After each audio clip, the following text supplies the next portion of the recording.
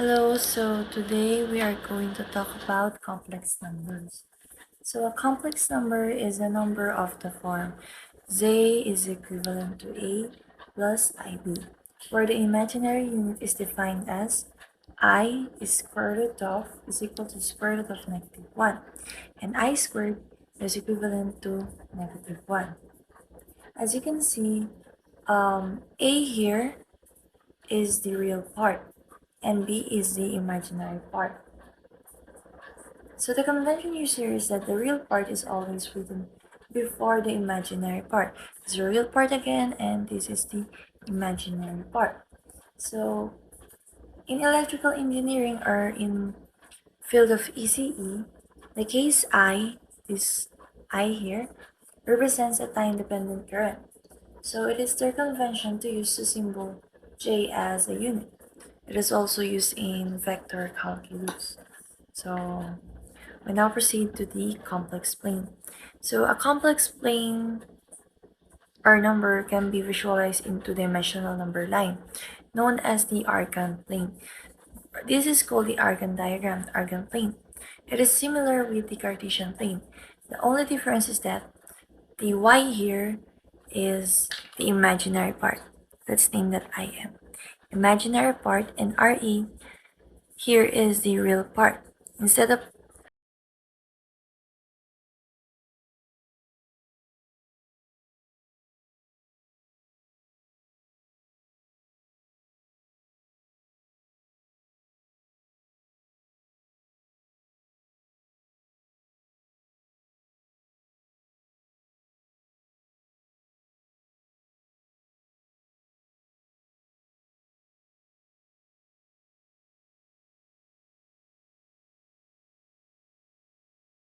So the polar form of complex number is just z is equivalent to z times quantity of cosine theta plus I sine theta. Or we could simplify that as e raised to negative I theta is equivalent to cosine theta plus I sine theta. In order for you to easily memorize it, you just have to remember CIS, which stands for cosine I sine. Cosine I sine. That is the value of e raised to I theta. So now we are going to proceed with the examples. I prepared some examples here.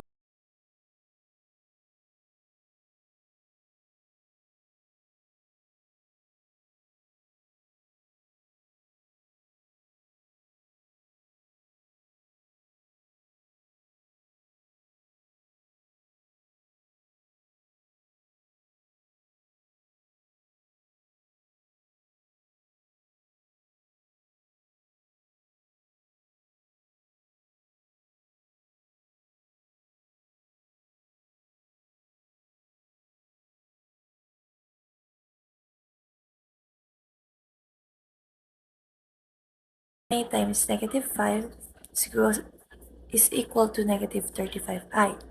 And 7i times 2i is equivalent to 14 times I squared, right?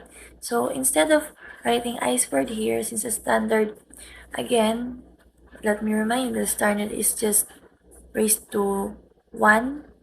The I is only raised to 1. So when it is raised to 2 or more, we have to get the value. So I squared is equivalent to negative 1. We substitute negative 1 to our I squared here. That is the value of I squared 1. So we just proceed with the operation. Negative 35i.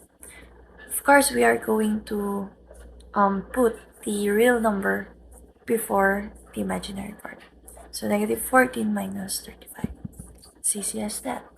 Next is a little bit complicated, but not really that complicated at all. So, given an expression 3 minus I over 2 plus 7i. So what should we do when we encounter something like this? We should find the conjugate of it, of the denominator, so that this one would cancel out. So we just have to write this in standard form. So the conjugate of 2 plus 7i is 2 minus 7i. and multiply it to the numerator and the denominator. So by multiplying it, the numerator, we will have 6 minus 2, 21, rather, sorry for that, I minus 2i minus 7. And then, over 2 times 2 is equals to 2 squared. 7 times 7 equals to 7 squared. You may ask, what happened to the negative sign here? Since I times I is equals to I squared, we substituted the value negative 1 here. So it became 2 squared plus 7 squared. So by combining similar terms, 6 minus 7 equals negative 1. Negative 21 minus 2 equals negative 3i. And 2 raised to 2 equals 4, plus 7 raised to 2 equals to 49. So 49 plus 4 equals 53. So we just have to distribute 53 here. So negative 1 over 53 minus 223i over 53 is the final answer.